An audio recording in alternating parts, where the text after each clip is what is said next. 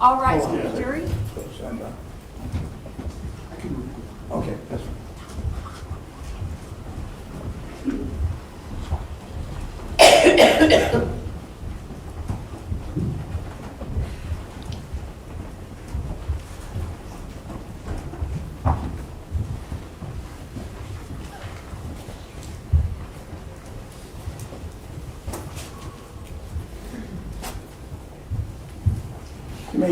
You may be seated. You may call your next witness.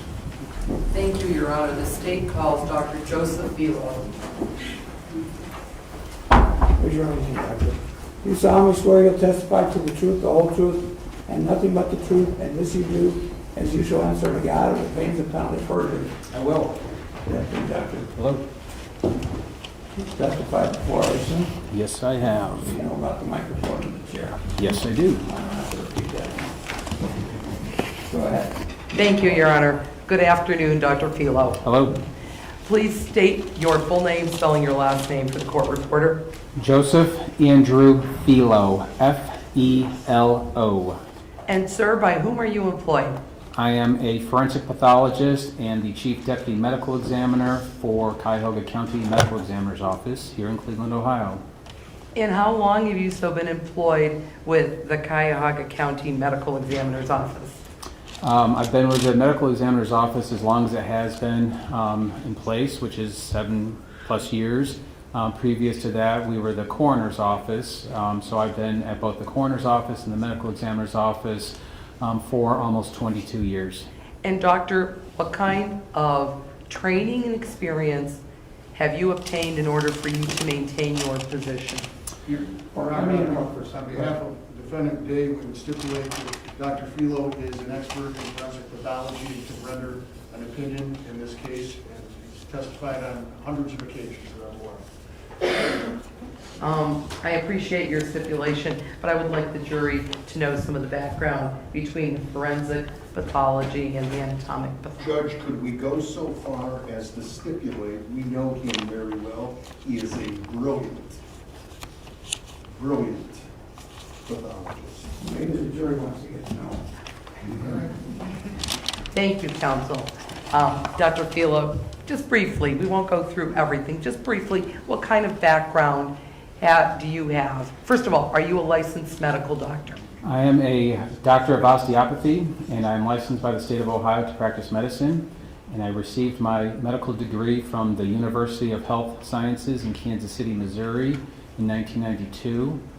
Between 1992 and 1993, I completed an osteopathic internship at Wilson Memorial Hospital in Johnson City, New York.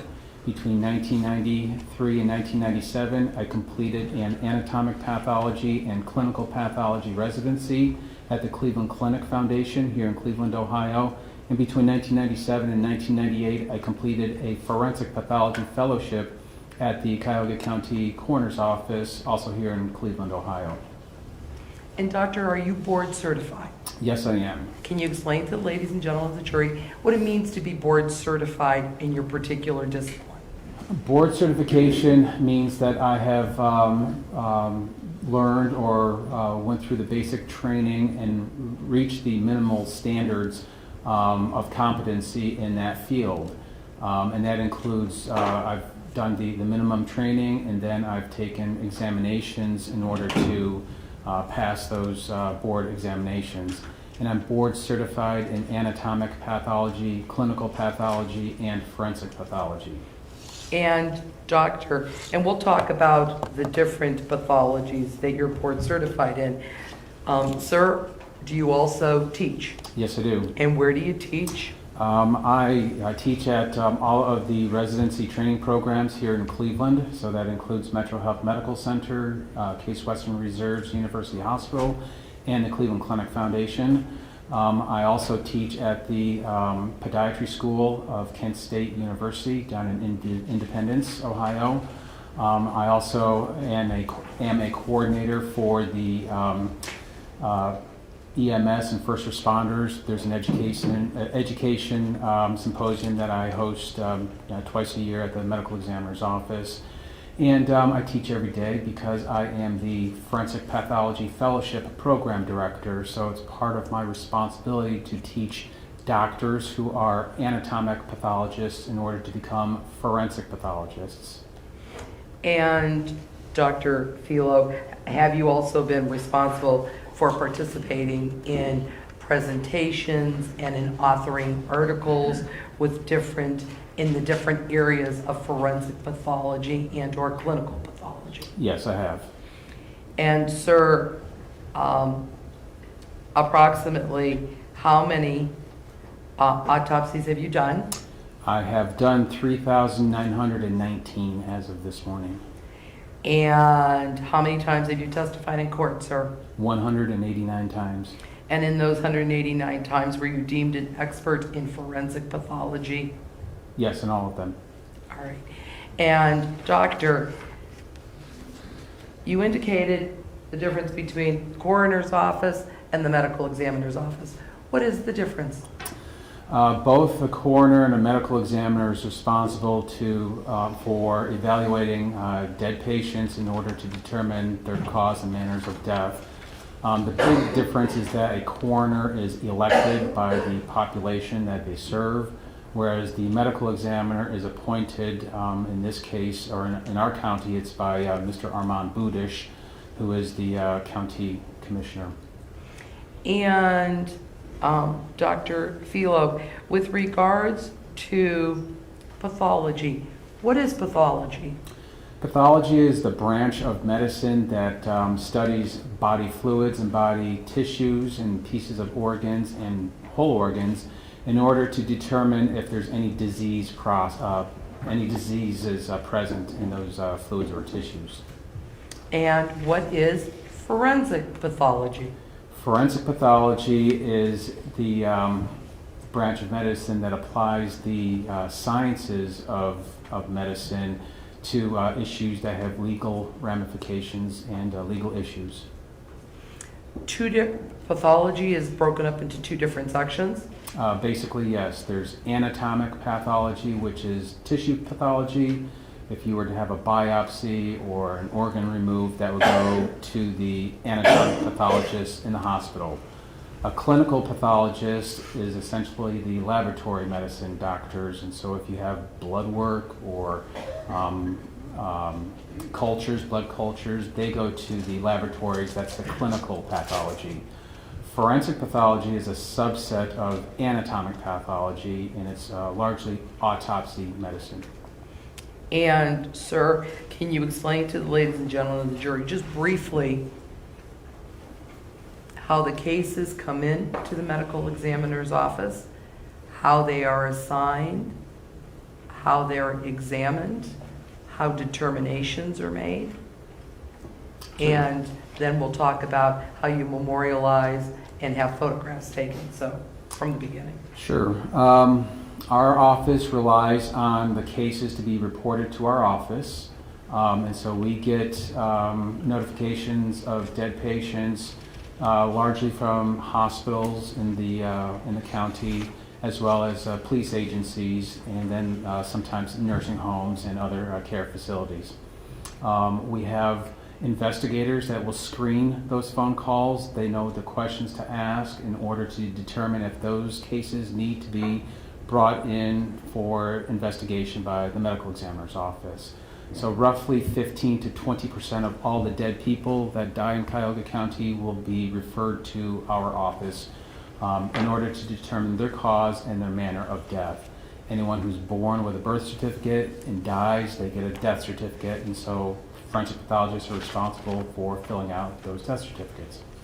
So once the case is reported to our office and it's deemed that the body needs to come to the medical examiner's office, a doctor will screen to decide if an autopsy needs to be done or not. About half the times we'll just do an external examination, maybe draw some blood through the skin and test that without an autopsy. The other half will do a complete autopsy, and during that complete autopsy we're examining the outside of the body, the inside of the body, taking body fluids and tissue pieces from organs, ultimately to determine the cause and manner of death. The cases are generally divided up amongst all of the pathologists, kind of in a round robin situation. Doctors are assigned days to work, and the doctors who are working will divide up the cases amongst the doctors that are doing autopsies. Once the doctor is assigned the case, then the autopsy will start. And the autopsy starts by doing an external examination, having photographs documenting the outside of the body, and then opening up the body to look at the inside of the body, also with photographs that are taken as well. And Dr. Felo, in the midst of doing that, do you memorialize your findings in a report? Yes, I do. And you also cause to be taken photographs during the autopsy? Yes. And in addition to that, doctor, do you also have toxicology, and do you also take fluids to be further examined, that once they're examined, then they're returned to you for your evaluation as part and parcel of the autopsy? Yes. And doctor, when you're talking about doing a forensic examination, are you determining a cause of death and a manner of death? Yes. All right, can you explain to the ladies and gentlemen of the jury, just briefly, what potential causes can be of death and manners of death? Causes of death are the physiological process that the body goes through that ultimately ends in their death. And it can be, the most common cause of death is going to be a heart attack, usually caused by hardening of the arteries. So examples of causes of death can be a heart attack, a stroke, cancer. Several more common ones in Cuyahoga County are overdoses, particularly opiate related, heroin and fentanyl. There can be gunshot wounds and stab wounds. Those are all causes of death. We also have to determine what the manner of death, and the manner of death is a categorization of what happened that led to that person's death. And there's 5 choices for manners of death, and the most commonly used one is natural. Natural is going to be the heart attack, the strokes, pneumonia, cancers. Suicide is a second manner of death, and that's when the decedent takes their own life. A homicide is when someone else causes that person's death. An accident is when someone dies because of unpredictable or unforeseeable circumstances. And then the last category of manner of death is undetermined. We use undetermined when there's not enough evidence or the story just doesn't fit, it's not complete, when there's some degree of uncertainty with how that person died. So undetermined is the least common manner of death. And Dr. Felo, were you so gainfully employed by the Cuyahoga County Medical Examiner's Office back on March 12th, 2018? Yes. And did you come into contact with the body of Aniya Day-Garrett? Yes, I did. And as a result of that, sir, did you cause a report of autopsy that you signed to be produced with regards to your findings? Yes, I did. And did you have photographs to be taken as a result of your examination of this child's body? Yes. And in addition, did you also have toxicology reports and lab reports that you reviewed as part and parcel of your examination of this child? Yes, I did. One moment, Your Honor.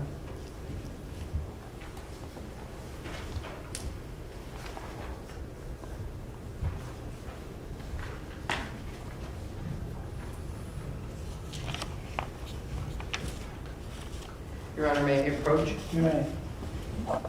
Dr. Felo, handing you what's been previously marked States Exhibit 132, 133, 134, and 135. I'd like you just to take a moment to review those documents, please.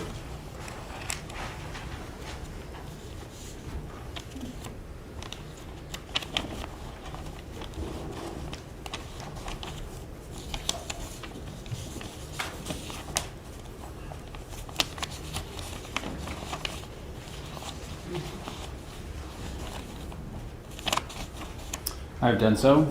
All right, starting with State's Exhibit 132, can you just identify the documents for me? State's Exhibit 132 is a certified copy of the autopsy report regarding the death of Aniya Day-Garrett. This consists of a one-page summary page of the findings at autopsy, followed by 4 pages which describe how I saw the patient when I did the autopsy, and the last page is signed and dated when I completed the report on June 14th of 2018. And Dr. Felo, were you the doctor that did the actual autopsy on this child? Yes. All right, this wasn't a situation where you were observing a fellow. You, in fact, did your own autopsy on this child. Yes, I did. All right, go on to State's Exhibit 133. State's Exhibit 133 is the medical examiner's verdict. This is a certified copy of the summary of the circumstances that ultimately led to this child's death. This document is signed by the medical examiner, Dr. Thomas Gilson, Gilson. All right, State's Exhibit 133. That was State's Exhibit 133. I'm sorry, 134. 134 is the toxicology results, which is the evaluation of the body fluids that I collected at the time of the autopsy and submitted them to the toxicology department. This consists of a 4-page document of the findings of what the eye fluid of Aniya Day-Garrett contained chemical-wise. All right, and we'll talk about that in a minute. And State's Exhibit 135, sir. State's Exhibit 135 is a copy of the toxicology result from a reference laboratory, capital N, capital M, capital S. This was the lab that we sent her body fluids to be analyzed by this reference laboratory. And why is that, sir? At the time, our office was overwhelmed with drug overdoses, that the potential homicides, to expedite them, we sent those fluids to the reference lab to take a little bit of the work off of our toxicology lab. All right, and Dr. Felo, I am going to hand you what's been previously marked and shown to defense counsel. I just want you to look at these yourself. There's State's Exhibit 301, 305, 307, 309, 310, 311, 313, 314, 317, 318, 319, 327, 328, 329, 332, 334, 338, and 339. Just take a moment yourself and please keep them faced down.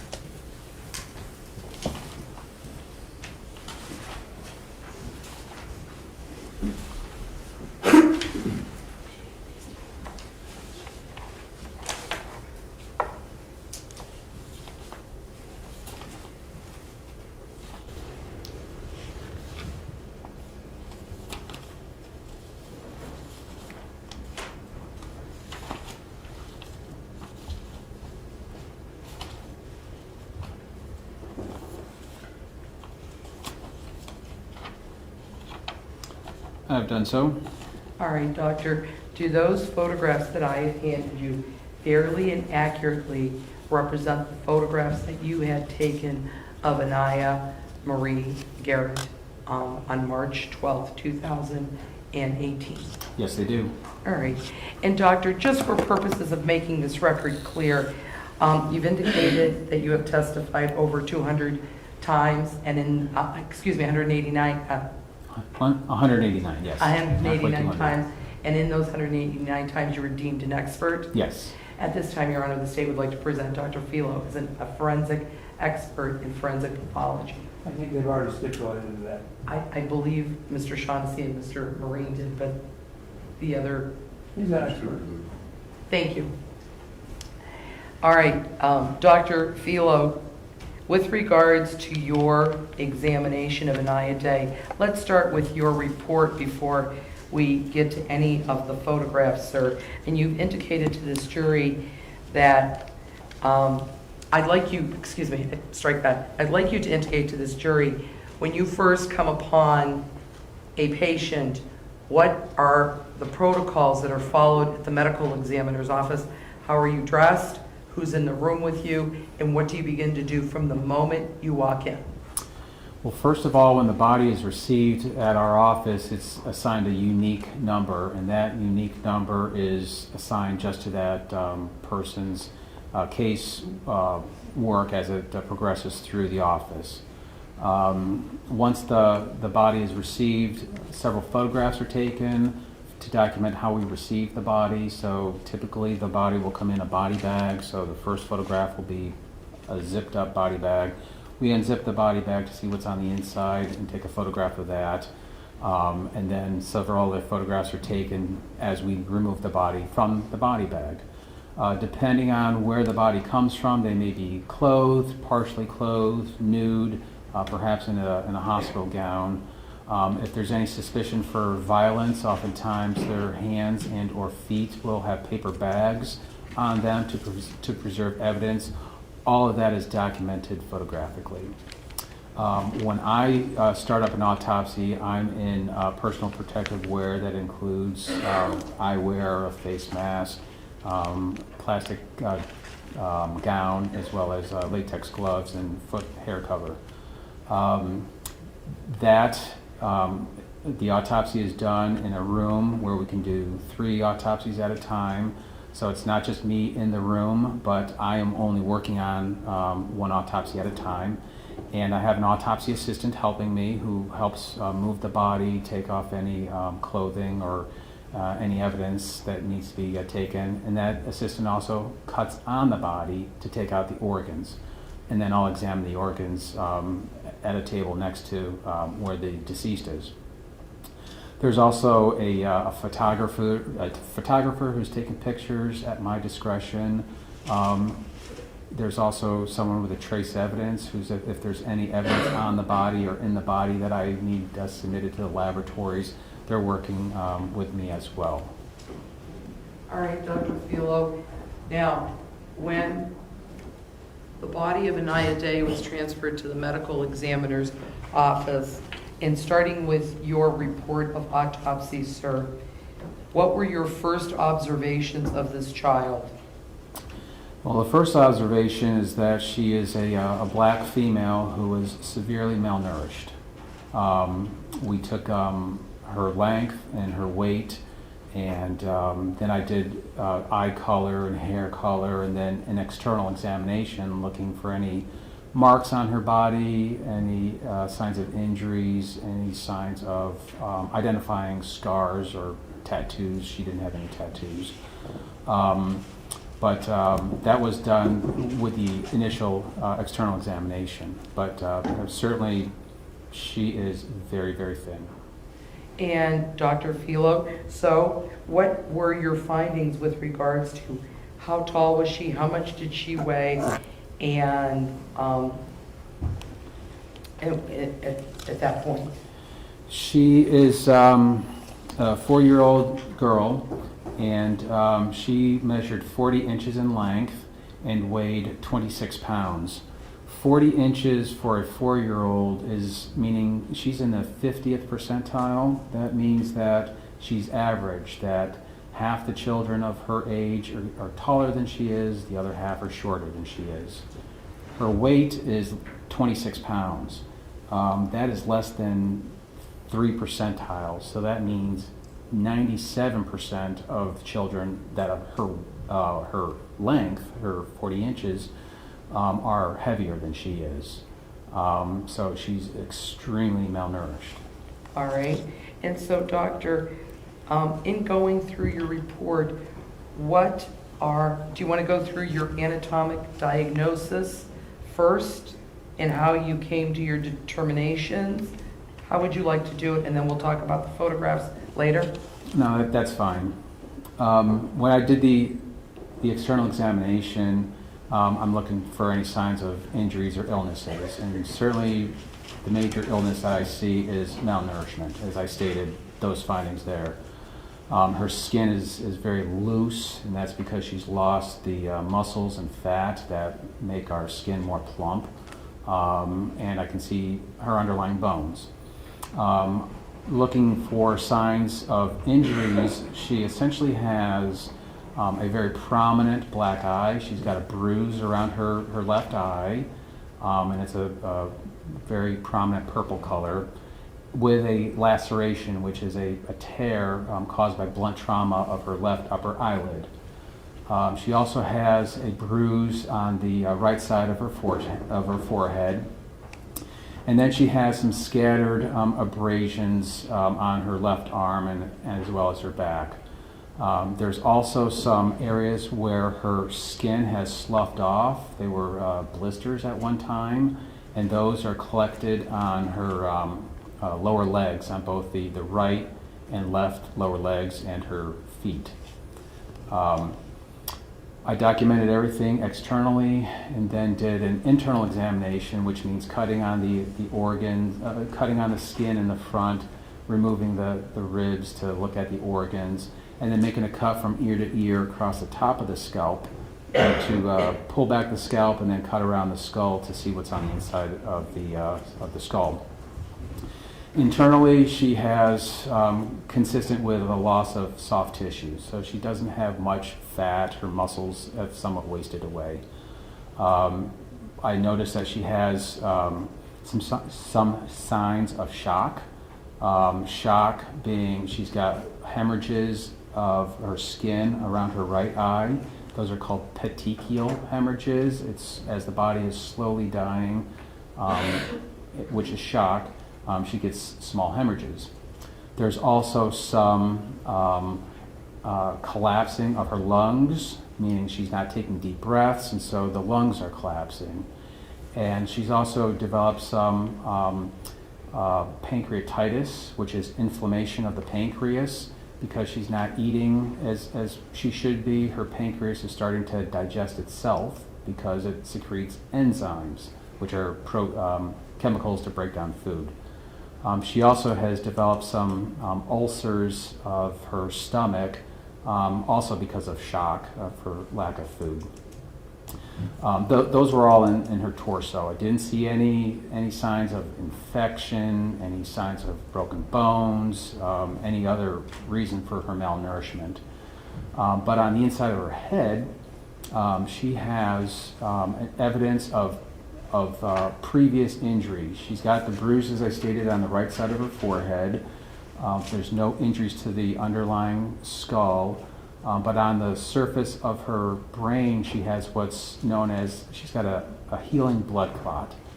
The medical term is a subdural hematoma, which is blood that has collected on the surface of the brain, but below the dura, which is a thin membrane that goes around the entire skull and spinal canal. Because of that hematoma or blood clot, it had pressed on the surface of the brain to cause her left side of her brain to have a stroke. So a stroke is dead brain tissue. And all of that had happened weeks to months prior to her death. There's also some evidence that she had had some hemorrhage or some bleeding around her eyeballs. There's also a little bit of hemorrhage that extended over to her right side of her brain. But most of the injuries are on the left side of her dura, her head, and her brain. Now, Dr. Felo, can we talk about your anatomic diagnosis so we understand the proper terminology? You have blunt impacts to the head as numeral number 1, correct? Yes. All right, and we have contusions of the right forehead. What is a contusion? A contusion is a bruise, and that is on her right forehead, what I saw on the outside of her body. All right, and can you determine is it a recent, an acute injury, or is it an injury from a while ago? It's not a fresh bruise based on the coloring, so it's been present there for probably about a week. Plus or minus a couple of days. It didn't happen, like I said, at the time of her ultimate death. but it's been there for about a week. All right, section B, can you please articulate what the words are? So I put things in an outline form. So Roman numeral 1 are her head injuries, and I stated that the bruise or the contusion of the right forehead. The next one is a contusion and ecchymosis of the left periorbital and left lateral orbital face. That's doctor word for a black eye. Because there's bruising, that's a contusion from direct trauma, and ecchymosis is bleeding associated with the initial injury. And because of that, there's the next injury, which is subcutaneous, that's below the skin, swelling of left eyelids. Her eyelids were so swollen it was difficult to actually open and pry them open for me to see the colors of her left eye. And do we have a timing of that, sir? That is going to be around 2 days or so prior to her death, the black eye. So she was alive when she got that? Yes. Okay.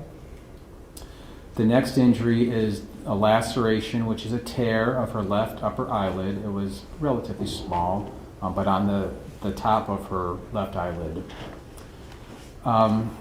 Those were all the external injuries. The next category is recent hemorrhages within paraocular soft tissues.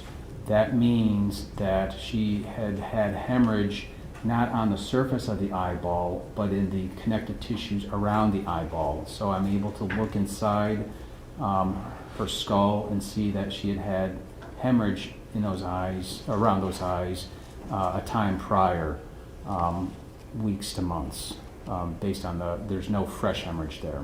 All right. Section F.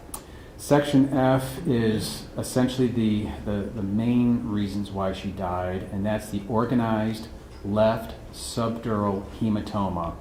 That means a hematoma is a blood clot, and organized means it's been there for a while and the body is trying to cure itself or heal itself by absorbing that blood back into the body.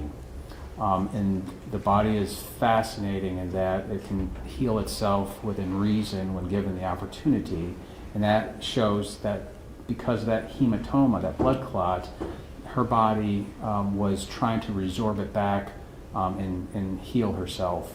Unfortunately, the damage to the brain is not as able to heal itself with that. Because of the nature of that blood clot, it had been present there for weeks to months prior to her death because of how the tissue is healing off that hematoma or blood clot. As I stated, the blood clot, when it's blood that's in the on top of the brain, and the brain is very snug within the skull.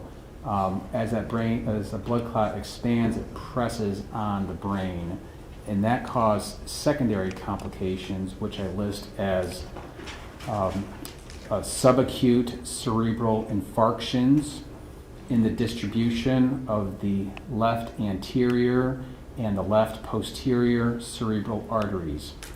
That is doctor terminology for a stroke that has happened fairly recently, and it still hasn't gotten down to a complete scar. So there's still the body is remodeling and trying to wall off how far the stroke is. And the stroke is essentially on the front portion of the left brain and the back portion of the left brain, just on the left-hand side. And doctor, you said fairly recently. What do you mean by that? At a minimum, this is 2 weeks that the stroke has been there.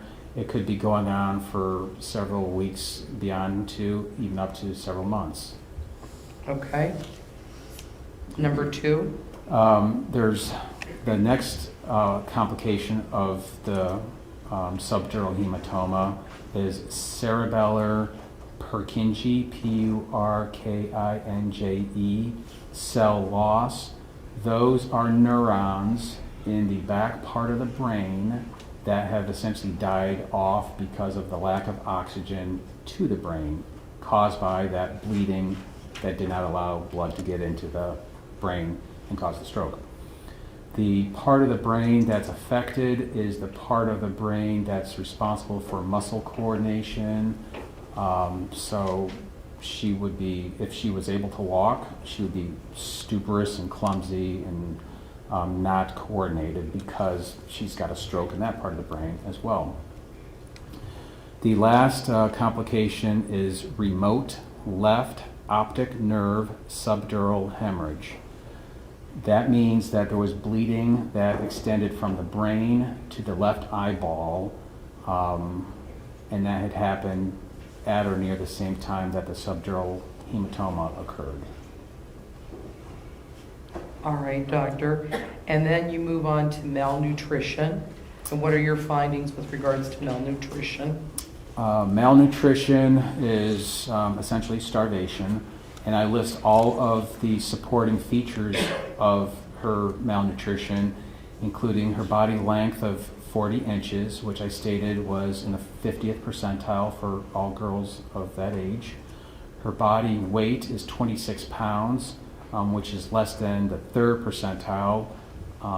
She should be around 36 pounds to be in the 50th percentile for her weight. Her body mass index is calculated to be 11.42. Ideal is between 18 and 25 or so, so she's severely malnourished, way below the 18. I list she's got loose, wrinkled, and redundant skin.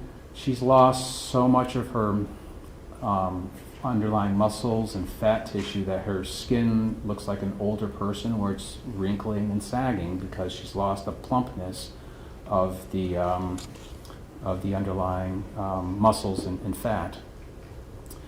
And I specifically mentioned subcutaneous soft tissue, which is muscle and adipose tissue atrophy that's wasting away, which causes the skin to look loose. Then she developed some organ complications, which include acute pancreatitis. As I stated, she's not eating well, so her pancreas is inflamed because it doesn't have any food to digest, so it starts to digest its own organ. She has acute hemorrhagic gastropathy, and those are the ulcers that are in her stomach because she's forming too much acid as normal digestion, but not any food going in her stomach. So it's starting to erode her internal lining of her stomach. She has pulmonary atelectasis and airspace hemorrhage. These are the lung findings where she's not breathing deep, so her lungs are partially collapsed. That's atelectasis. And then part of the shock is the blood needs to go someplace that's pumping through the lungs, so it's going into the air spaces. So she's got some bleeding on the inside of her lungs.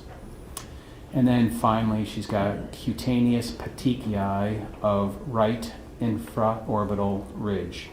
Those are skin, punctate, or dot-like hemorrhages on the right lower eyelid, and that's shock because, again, the body is slowing down and blood kind of goes to path of least resistance, and in this case it was on the right side of her face.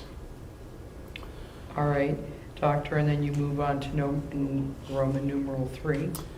The next category are blunt impacts to her trunk, which is the thorax and abdomen and pelvis area, and extremities, which are arms and legs, with abrasions, which are scratches, of the posterior left thorax, that's the left back where the ribs are, also on her left upper arm and her left upper leg.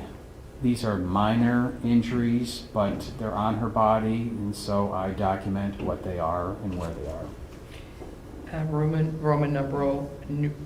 numeral number 4. These include the multifocal, meaning that they're in various areas but clustered areas of skin slippage of undetermined etiology on both lower legs and her right foot. As I described, she's got what appeared to be blisters at one time that had popped. The fluid had come out, and so now I just see them as losses of skin on her lower legs and her right foot. And I'm not sure exactly where they came from. I can't tell scientifically or pathologically what caused those. Roman numeral 5.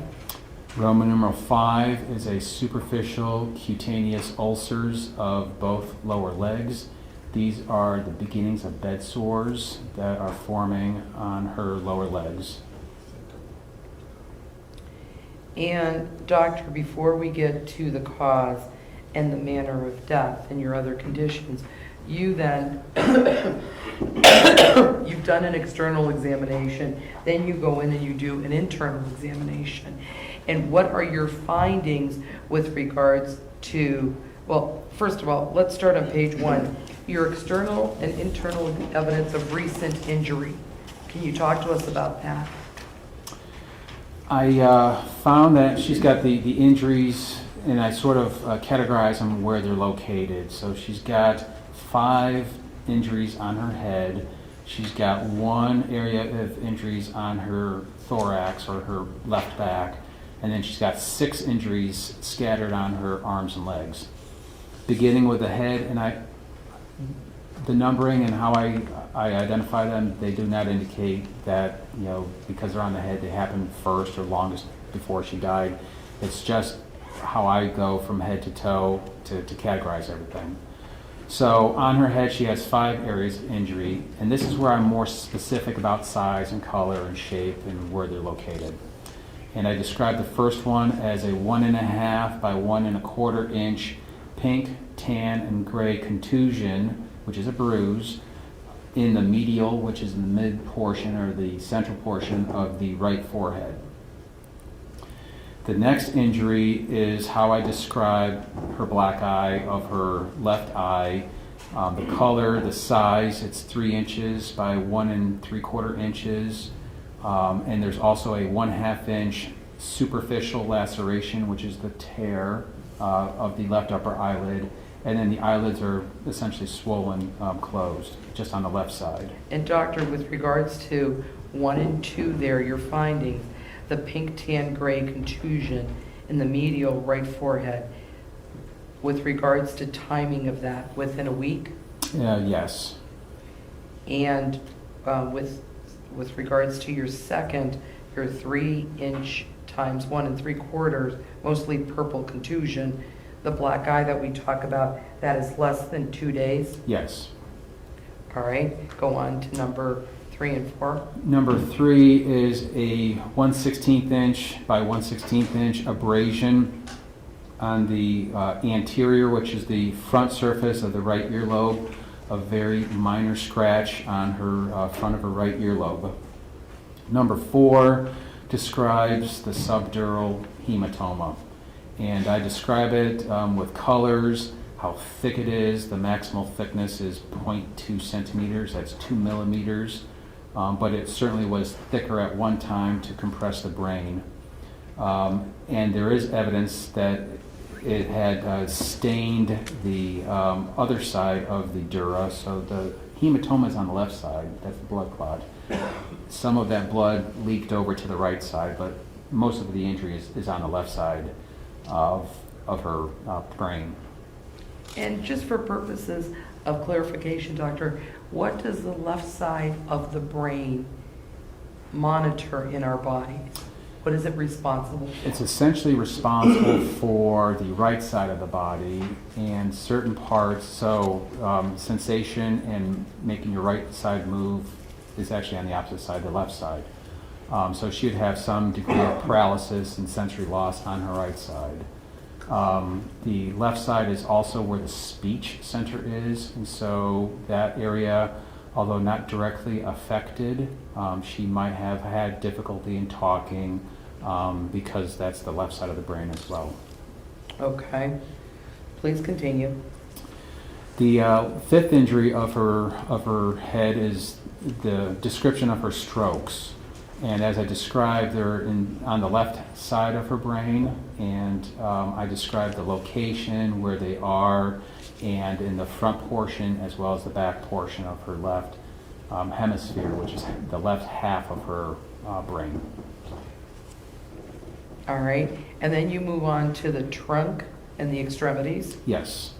in your findings. So these are all relatively minor injuries on her body. On the trunk, I described, in the trunk is also the torso. I described multiple abrasions. They're gray and tan, and they're on the skin of the posterior, which is the back, the left lower thorax, which is still where the ribs are, and they're in an area of 3 inches by 1 inch. And these abrasions are sort of on the surfaces of the ribs, and they're just from her brushing against a solid surface or something rubbing against her back. They don't cause any internal damage underneath her. That's the only injury of her torso. On the extremities, she's got 6, and they include a 1/8 inch by 1/16 inch yellow and gray abrasion, which is a scratch on the posterior, which is the back, left upper arm, so near the shoulder, but the tricep area, a 1/8 inch by 1/16 inch abrasion. She has 3 areas of skin slippage. These are the areas that were blisters at one time on her outer portion of her right lower leg and her outer portion of her right foot. And these are in an area of 4 3/4 inches by 2 1/2 inch. So essentially it's between the knee and down to the little toe on the outside of her right leg. And doctor, based on your training and experience, this skin seepage, how does it cause to be? Well, based on the color, there's something that came in contact with the skin that irritated the skin. So this could be just because she's lying in a moist environment and it's causing the skin to break down. It could be a burn from either a contact, something touched her, or fluid, although it doesn't really have a fluid pattern. Or it could just be if someone was rubbing her to clean her skin. You can just slough off the skin if you rub, because her skin is very thin to begin with. So well, not to doctor, begin with, but at the time of her death. Doctor, if this child was lying in a bed full of urine and her leg had been sitting there marinating for days, could that have affected it? Yes, that could be a reason why she's got those blisters. All right. Please continue. Moving over to the left leg, she has another small, she actually has 2 small abrasions. One is 1/16 inch by 1/16 inch, and that's on the back outside of her left upper leg near the hip. She's got another one abrasion, which are scratches, 1/4 inch by 1/16 inch in the same area of her left upper leg. And then she has a third abrasion that's also 1/8 inch by 1/16 inch, also on the outer portion of her left thigh as well.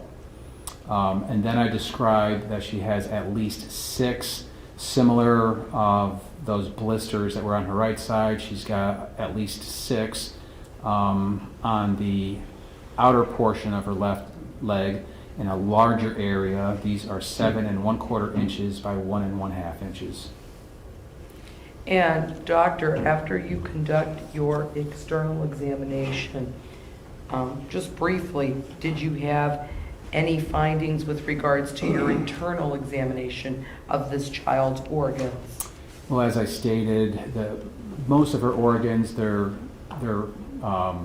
normal. They're a little underweight because of her malnutrition, but her lungs were collapsed, her pancreas is inflamed, and she's got the hemorrhages on the inner lining of her stomach.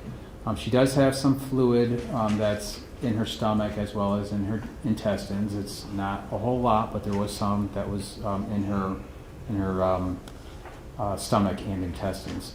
But there's no congenital or birth defects. There was no other signs of direct trauma to any of her abdominal or chest organs, just as I described, complications of malnutrition. And doctor, once you conduct your internal examination, do you also follow that up with microscopic evaluation of the organs? And can you tell the ladies and gentlemen of the jury why you do that and what your findings were with regards to Anaya? Yes. Part of a complete autopsy is not only to examine the body with our naked eyes, but we use the aid of a microscope to look at various tissues to help confirm suspicions that I was thinking at with my naked eye. And so I look at all of her organs, looking to see if there's any complications or confirming my suspicions. And so I looked at all of her organs, and the lungs look like there might be some pneumonia present. It wasn't pneumonia underneath the microscope, it was just the hemorrhage, the bleeding because of the terminal or near-death shock. Her pancreas was red and inflamed with my naked eye. I confirmed that with the microscopic examination. I'm able to get a better idea of how old the subdural hematoma is by looking at the cellular structures and how the body is trying to cure and heal itself. I'm able to get a better idea of the extent of her strokes, how long they've been present. All of that is more of examination of the tissues underneath the microscope. And what were your findings when you looked under the microscope with regards to the trauma to your subdural hematoma, the trauma to the brain? Well, as I stated, it's been the subdural hematoma has been present there for a minimum of 10 days. It's more likely 2 weeks or advanced, but certainly 10 days prior to her death. The strokes are also an ongoing evolution of the strokes, and they've been developing for a similar time frame for about a week or 2 weeks on up. It could be even a month or two, depending on various areas of the healing process. Doctor, with regards, did the trauma cause the stroke? Yes. And as a result of that, is this a typical stroke that you would see in an ordinary person that dies of a stroke? No. Why is that? Most people who die of strokes are older people who have underlying heart conditions, whereas they have a blood clot that travels to their brain and causes the brain to be starved of oxygen and blood, or there is a closure or a hemorrhage in one of the blood vessels. This is the only time I've seen a stroke to this degree in a toddler of 4 years of age. I've certainly seen them in children who are, born with cerebral palsy and, during birth process, but not because of trauma directed on this child. So what happened, as I stated, the brain is snug within the skull. There's bleeding on the surface, and that bleeding is expanding because blood vessels are torn, and so it adds pressure on the brain because the brain is soft and the heart is pumping blood with pressure, and so it squeezes that left side of the brain and closes off at least 2 major blood vessels to prevent blood going to that part of the brain and strokes in those parts of the brain. And is it fair to say, doctor, based on your training and experience, that this was significant trauma that this child suffered to her head that caused this stroke? Absolutely. And Dr. Felo, in addition to your report of autopsy, did you also cause to have fluids examined as part and parcel of your autopsy? Yes. And what were your findings with regards to the fluids that you had taken? The eye fluid is, so on the inside of the eyeball, it's like a water-like fluid, And I had that tested because it can give me an idea of how hydrated she is. And based on the chemical composition of her eye fluid, she's dehydrated. And that's what was analyzed in the laboratory at the medical examiner's office. The blood that I collected at autopsy was sent to the reference laboratory, and there's no drugs or chemicals in her blood system. All right, doctor. And before we look at the photographs, so you can show the ladies and gentlemen of the jury some of these things that you have just spoken about with the medical terms, based on this particular autopsy and your findings of this autopsy, and within the bounds of medical certainty, have you formed an expert opinion concerning the cause of death of Aniya Day? Yes, I have. And what is the cause of death? Aniya Garrett died as a result of a cerebral infarction, and that was due to blunt impacts to head with subdural hematoma, and she also had a contributing cause of death as malnutrition.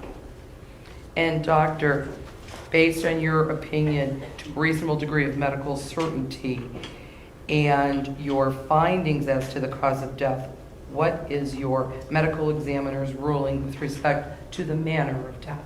This is classified as a homicide. And doctor, with the court's permission, we're going to show you some photographs to depict to the ladies and gentlemen of the jury some of your findings that you testified to. And I'm going to, with the court's permission, if I can have the doctor step down. You may have to keep your voice up. Will do.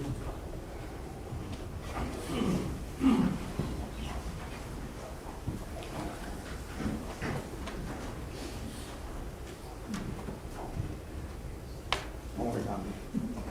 I've seen. Starting with State's Exhibit 332.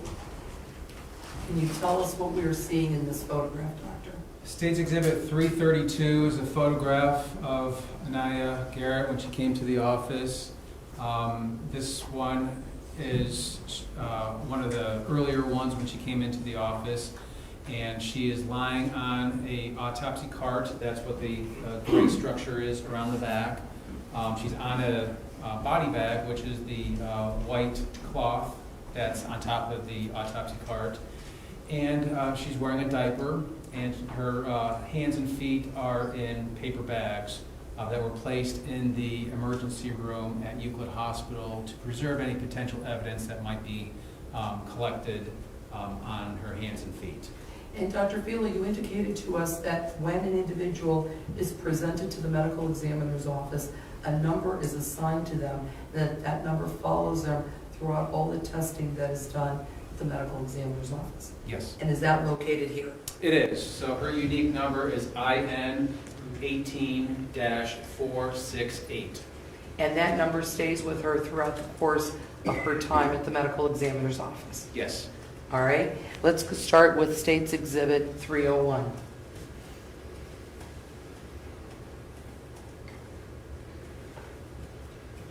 State's Exhibit 301 is a photograph of Aniya Garrett, and she has been taken off of the body bag.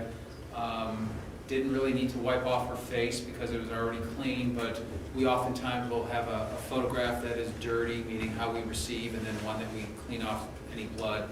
She didn't have any blood on her face. So this is our identification photograph, but we can also appreciate that around her left eye, there's that dark purple and gray. That is the black eye as I described. And the very dark area on the upper eyelid, is the laceration. That's a tear of her eyelid, and it's dry, so it's starting to scab. It's not actively bleeding, and her eye is swollen closed when you compare it to her right eye, which is partially open. And doctor, can you explain to the ladies and gentlemen of the jury about rigor mortis and lividity? Rigor mortis and lividity are two processes that the body goes through when we die. Rigor mortis is the stiffening of the muscles, and livor mortis is the settling of blood towards gravity. So rigor mortis, when we die, all of our muscles are going to become stiff, and they sort of become loosely stiff on up to being fully and completely stiff, and then they dissipate and go back down to being loosely stiff, and then finally we lose rigor mortis after about a day and a half of the time from death until a day and a half afterwards. The lividity, which is the blood settling, when the body dies, the heart stops pumping blood, and so blood is going to settle towards gravity.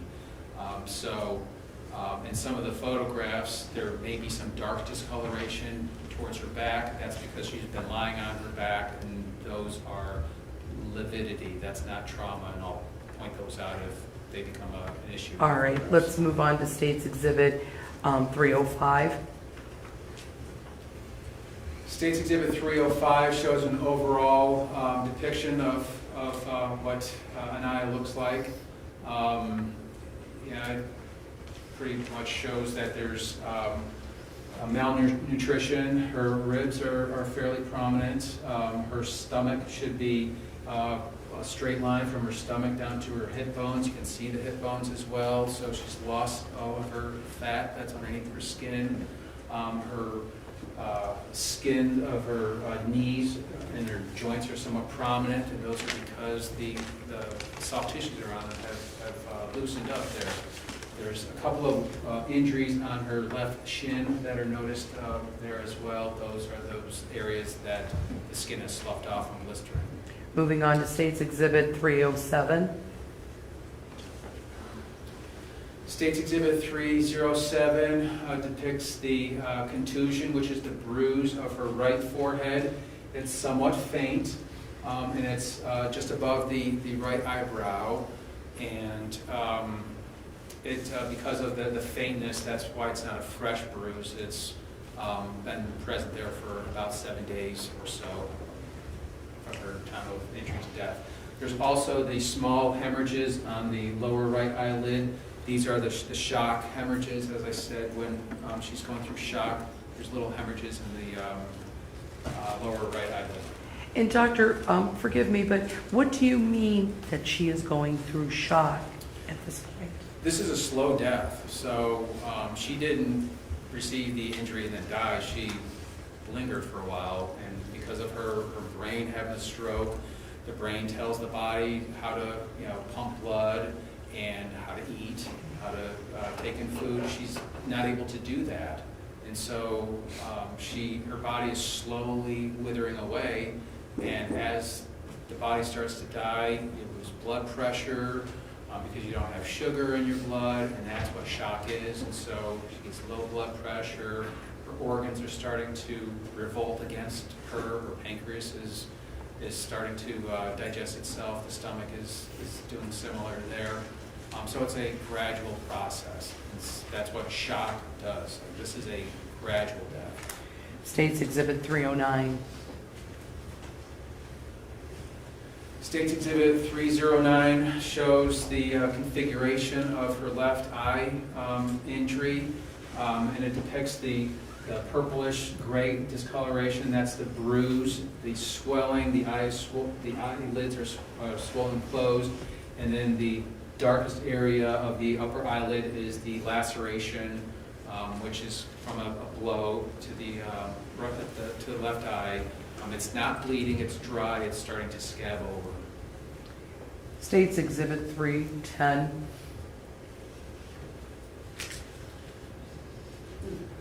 State's Exhibit 310 is showing specifically that there's an abrasion on her left shoulder. It's just a minor scratch, but as I'm holding up her left arm, her scapula, which is her shoulder blade, is fairly well outlined. You can see the pattern of what the bone is because of the loss of her fat and muscle around it. State's Exhibit 311.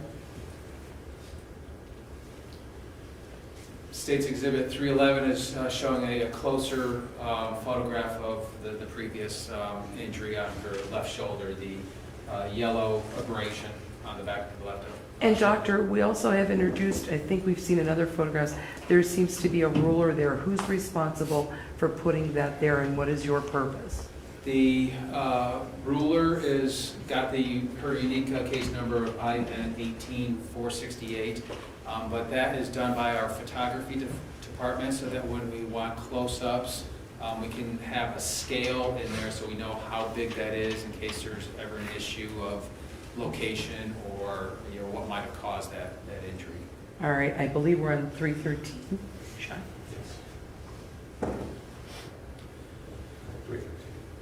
All right, 313, what are we seeing in this photograph, sir? State's Exhibit 313 is depicting the ulcers of her left hip. So there's 3 of them that I described, and they're in the photograph. This shadow here is the head of her left femur. Normally it should be smooth, but there's that shadow there because she's lost the fat of her fanny, of her rear end there. But these are they're abrasions or ulcers starting to become bed sores. State's Exhibit 314.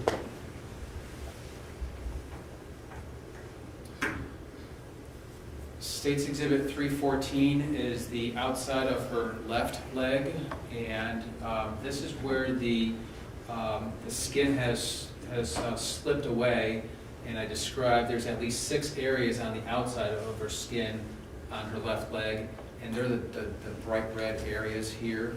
At one time, the skin was intact, but now it's broken down to show the superficial layers of the skin. And there's no direct pattern for me to say that these are from hot liquids or an object that was burnt on her, but they are some sort of an irritation or a sloughing of a traumatic sloughing off of the skin. State's Exhibit 317. State's Exhibit 317 shows those similar sloughing of her skin on her right lower leg and her foot of her right leg. Again, they're from her ankle area down to her right foot. No definitive pattern, so I can't say exactly what caused that, but it happened while she was alive, and her skin has started to wear away. State's Exhibit 318. State's Exhibit 318 is a photograph of Aniya's backside, and I think this one shows clearly that she doesn't have the robust rear end, the rounded fanny, because she's lost her underlying muscles and soft tissues, so that the skin is now wrinkled and kind of redundant, and the humps that we actually see of her rear end are her pelvic bones because she's lost the gluteus muscles.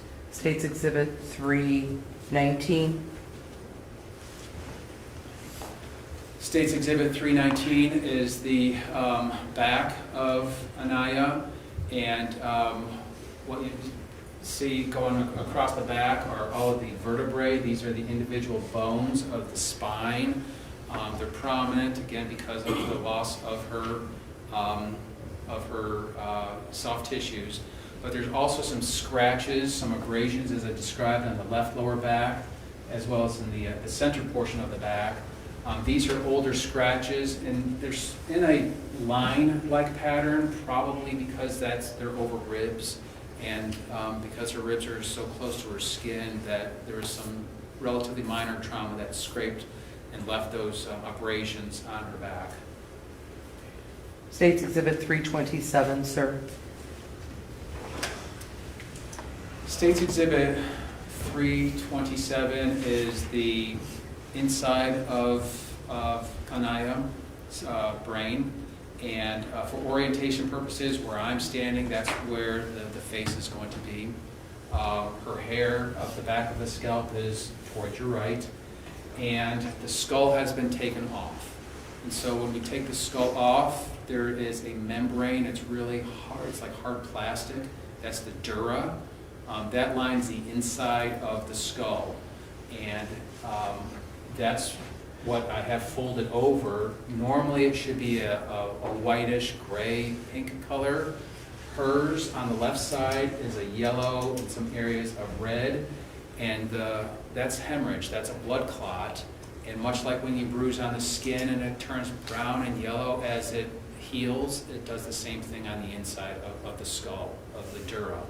And so this is old hemorrhage that has been healing and has left some staining on her brain, which is the bottom portion of State's Exhibit 131. What is the number on there, Sean, for me? State's Exhibit Sorry, 327. Dr. Felo, with regards to the side of the brain that's exposed, the gyride, does that tell us something too when you are examining that? Yes, so there's no direct injury to the brain, meaning that when she received this blow or blows to the head, it was enough to damage the blood vessels but not directly impact the brain. So there's no direct trauma to the brain. Unfortunately, there was bleeding in that closed area, and that caused pressure on the brain. So the convolution pattern of the brain, it's normal. It kind of waves and wiggles around. They're fine from this level here. There's no swelling of the brain, so there's no direct trauma other than the yellow staining on the front portion. All right, State's Exhibit 328.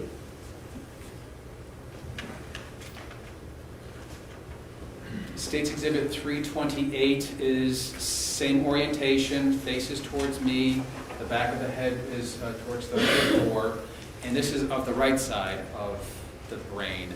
And to compare from the previous State's Exhibit, the right dura has now been folded back to show what a typical color of the dura should be. So it should be this whitish color, but there is a little bit of yellow discoloration towards the front. And that's just because some of that blood that started out on the left side just moved over to the right side because it's a path of least resistance.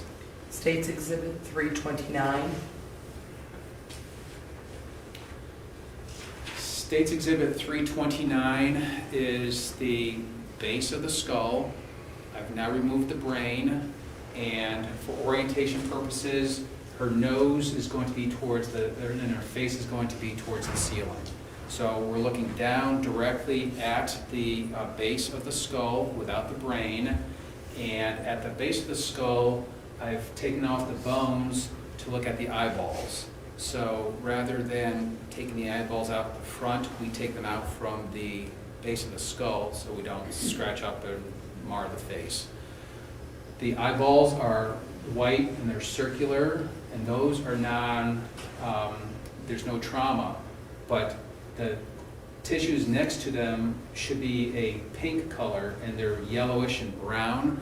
That's because she's had old trauma around her eyes, and that caused some old bleeding around that.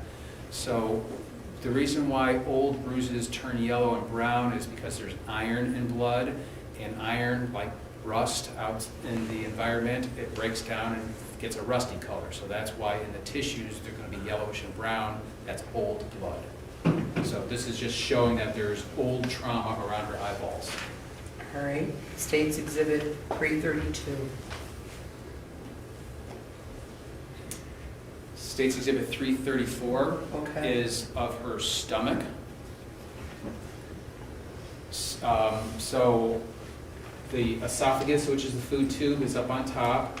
The stomach is now been opened, and most of the lining of the stomach is normal, kind of the tan color, but it's these dark red areas. Those are the ulcers or the areas of hemorrhage because of the acid buildup of the stomach. It's starting to digest the stomach because there's no food in there to digest the food. So that's the inside lining of the stomach, and that's part of the shock, the slow dying process. State's Exhibit 338. State's Exhibit 338 is a cross-section of the brain, and imagine I am looking away from you folks, and you're making a slice right through my brain and put it up there. This is the same orientation. So as you're looking, left is on your left, right is on your right.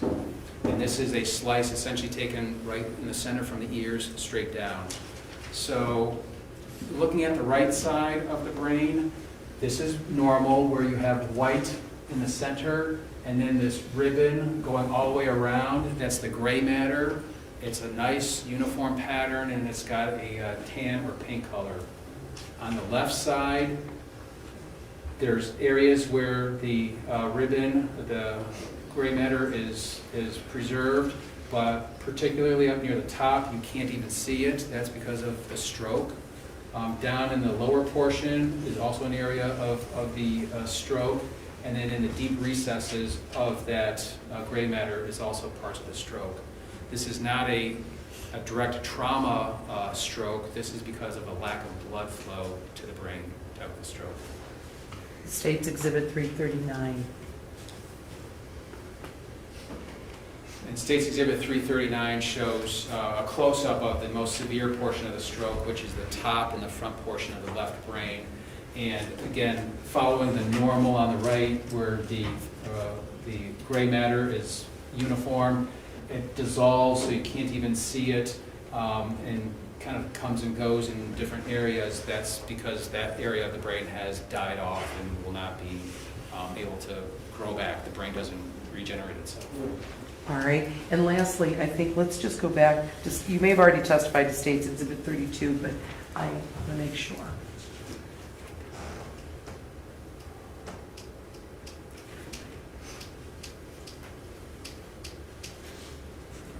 All right, we may not have had it, okay, we didn't have it, so it's part of the record. There is no State's Exhibit 332. All right, Dr. Felo, you can resume the witness stand.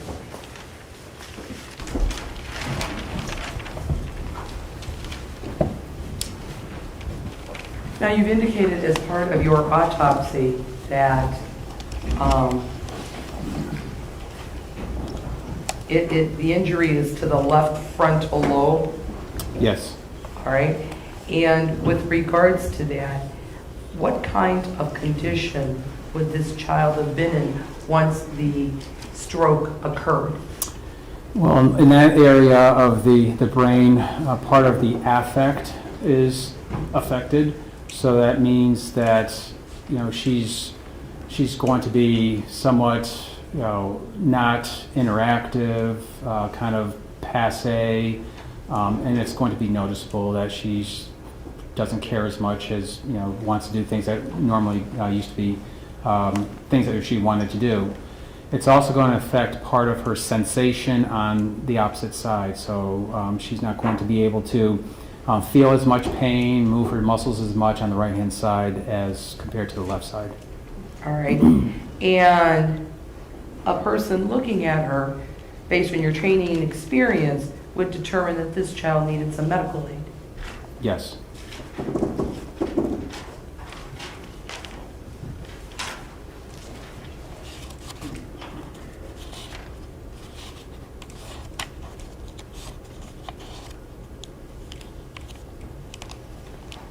And doctor, based on your training and experience in the autopsy that you did of Aniya Day, did you find that she suffered from chronic physical abuse and neglect?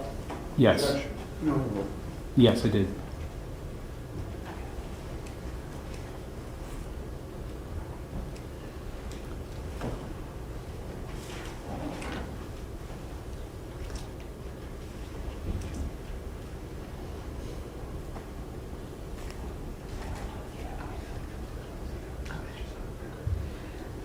Your Honor, just so the record is clear, Mr. Kilbane has indicated to me that State's Exhibit 332 was the first photograph that was shown. It was taken out of order to show when the body was received at the medical examiner's office. Is that correct, Doctor? I agree, yes. Thank you. We have no further questions for Dr. Felo.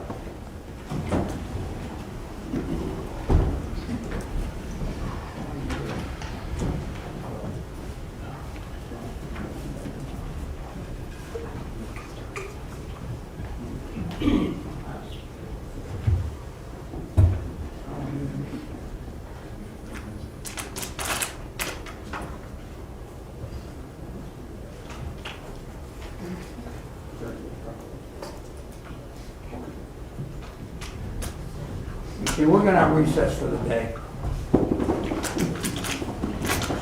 Please do not discuss the case. I'd ask once again you report to the fourth floor at 8:45. We'll start up at 9 o'clock.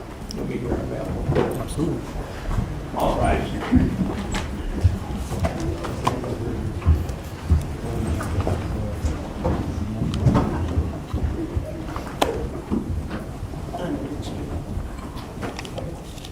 You gotta find out about that other person, Sean.